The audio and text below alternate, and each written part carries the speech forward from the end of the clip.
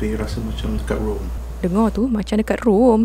Kali ni kita akan buat 2 jenis spaghetti carbonara. Dia akan tunjukkan resepi original buat carbonara ni dan satu lagi resepi yang cepat dan tak mudah gagal. Cuba dua-dua cara dan tengok mana satu yang korang suka. Didihkan sedikit air untuk masukkan pasta sekejap lagi. Masukkan garam siap-siap. So benda pertama sekali kita kena sediakan adalah protein dia. Carbonara ni seeloknya pakai pancetta ataupun daging kinjil lah. So dia akan pakai turkey bacon ataupun korang boleh cari juga salami macam ni pun boleh. Salami di hatiku. Yang ini Eli potong siap-siap untuk 2 portion Satu hidangan tapi 2 portion sebab kita akan buat 2 cara. Alright, so bahan tumis kita dah siap dah. Kita pakaikan satu ni sahaja. Tak payah bawang bagai. Yang tu yang carbonara original lah. Alright, air pun dah mendidih. So masukkan kita punya spaghetti. Dan jom start dengan resepi original carbonara dulu. So jom kita panaskan pan kita. Letakkan minyak zaitun kita. Cerita banyak lah pula. Kemudian masukkan protein kita. Tumiskan dia sampai dia garing. Sementara tu jom kita asingkan telur kuning kita ni. Sebab apa kita pakai telur kuning sahaja? Sebab kalau masuk telur putih nanti dia akan jadi scramble tau. Kita tak nak macam tu. Untuk cheese ni Eli pakai parmesan sahaja. Tapi kalau original carbonara punya resepi dia pakai pecorino romano. Yang tu dia macam masin sikit. Dan kalau kata korang ada nak pakai boleh aja. Okay, dah start crispy. So kita dah boleh masukkan kita punya pasta kita.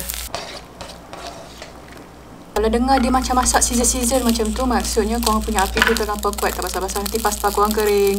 So bila masukkan air pasta ni, dia akan slowkan sikit suhu korang punya pan tu. Bila dah elok dah campur, sekarang kita akan masukkan sedikit air pasta untuk bagi dia senang teradun nanti. Kemudian masukkan adunan telur dan cheese kita dekat dalam pasta kita. Kacau. Kacau. Jangan tak kacau. Kalau nampak dia macam pekat semacam, angkat sikit.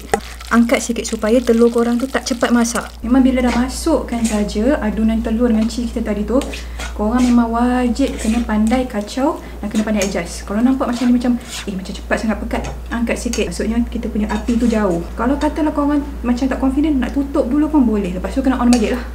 Selain daripada tu, korang boleh masukkan juga air pasta macam ni. Tak apa, masukkan dia macam sikit demi sikit.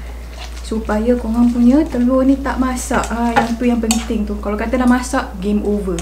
Bila kuah korang macam ni tak berketul, maksudnya okey lah tu. Jangan lupa masukkan garam ya. Gini.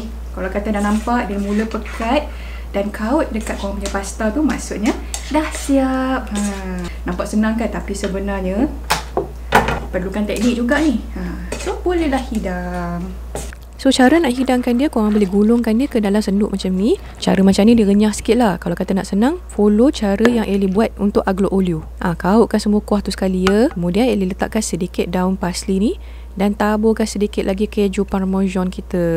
Dah siap dah. Jom kita buat resepi yang kedua pula, iaitu carbonara yang mudah tanpa telur. Macam biasa, sediakan kita punya pasta, tuangkan sedikit minyak zaitun dan juga tumiskan kita punya protein kita ni. Tumiskan dia sehinggalah dia garing. Okey, bila dia dah start garing tu, sekarang ni jom kita masukkan krim pula. Dan kemudian sedikit cheese. Dan kemudian kacaukan dia. Lama-lama nanti korang akan perasan dia akan makin pekat. Tak apa, jangan risau. Kita akan masukkan sedikit air pasta. Gitu. Jangan risau dia tak cair sangat pun, sebab kejap lagi kita masukkan pasta tu nanti dia akan serapkan semua kuah tu. Lepas tu Eli kuatkan sedikit api. Masukkan sedikit garam. Dan juga black pepper kita. Okay, just nice je. So sekarang ni kita boleh masukkan kita punya pasta dekat dalam ni. Masukkan pasta Gaulkan dia sehinggalah dia mula untuk serapkan sos tu. Nampak tu dia macam pekat sikit kan. So masukkan lagi sedikit air pasta.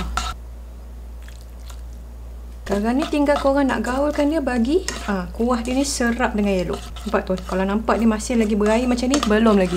Sos tu dah mula macam pekat sedikit dan mula untuk lekat dekat spaghetti tu. Maksudnya dah nak masak dah. Dia tak manja sangat macam yang pakai telur tu. Walaupun orang cakap carbonara mana pakai krim Eli. Lantak lah. Tambah pula kalau katalah benda ni orang tak boleh makan telur. Kan macam penyelamat juga benda ni. Alright, so boleh hidang dah. Kalau katalah korang nak kuah yang lebih, boleh tambah lagi dia punya krim dan juga keju tu. Pandai-pandai lah korang agak Tapi sebab Eli nak kurangkan kalori dan selalunya lah dia macam ni je. Dia kena salut je spaghetti tu, barulah ngam. Kemudian jangan lupa untuk taburkan sedikit lagi keju kita tu. Lepas tu letakkan daun untuk naikkan warna. So itulah dia 2 resepi carbonara. Senang sahaja kan? Ikut sahaja selera dan diet korang. Kalau katalah korang tak nak pakai telur, buat cara yang kedua. Ataupun korang nak cuba cara original carbonara, buat cara yang pertama. So, cara mana satu yang korang nak cuba? Cara yang kedua ni ke? Ataupun cara yang pertama? Jomlah kita cubakan rasa kita punya carbonara ni. You cuba dan bagi tahu yang mana satu yang you suka.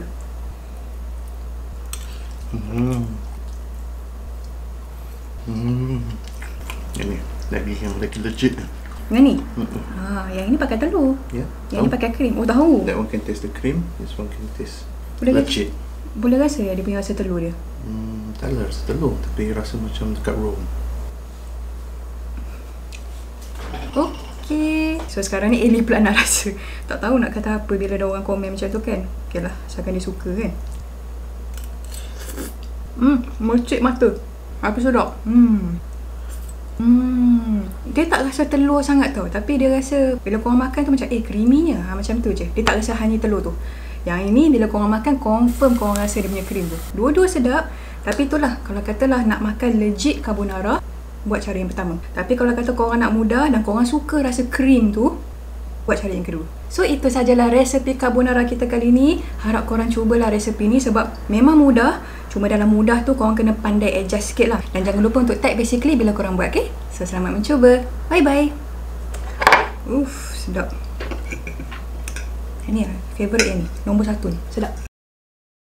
Satu lagi nak pesan, bila kita buat carbonara ni kan, seeloknya lepas je korang buat tu hidang terus. Sebab lama-lama nanti dia punya krim dia tu akan nampak makin pekat.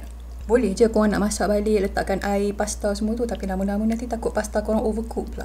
Sama juga cara pertama atau cara kedua. Dua-dua ni lama-lama dia akan jadi pekat macam ni. Makin lama korang boleh nampak dia makin pekat. Padahal tadi tu bila masak elok je cair kan. Memang begitulah carbonara. Lama-lama tu dia akan makin pekat. So bila buat tu terus sahaja hidang. Alright?